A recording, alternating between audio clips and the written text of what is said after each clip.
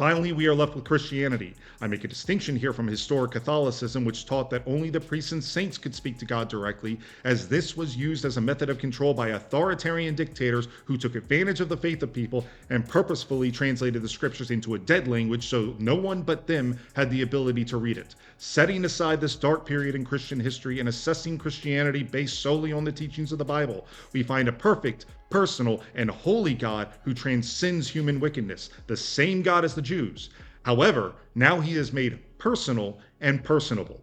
He is a God whose love was so great he sent his only Son in the form of a man, not only as an example, but as the final sacrifice for sin to a people who were undeserving, who despite his authority, set it aside, humbling himself to the point of a humiliating death on the cross, so that his children might have forgiveness of sin in a direct relationship through his Spirit, who Jesus himself promised to those who put their faith in him. It is a personal relationship, one in which God himself directly transforms the individual from the inside and guides their every footstep. Does this violate free will?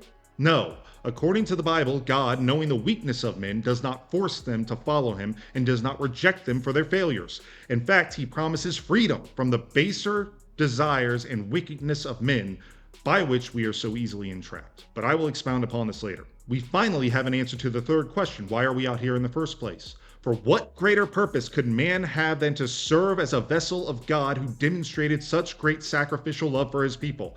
Gone is the concept of God being far away. As the scriptures say, they will call his name Emmanuel, that is, God with us. And he will write his law, the law of the Spirit, in their hearts and on their minds.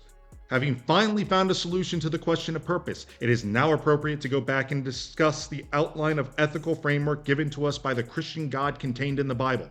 By doing so, we should be able to fill in the answers for the first two questions from earlier regarding personal and social ethics and gain a greater understanding of what it means to be a vessel of the living God. Hey, Editor Josh here. If you'd like to hear more on this subject, please take a look at the video description. I have a link in there. Thank you for watching this video and have a blessed day.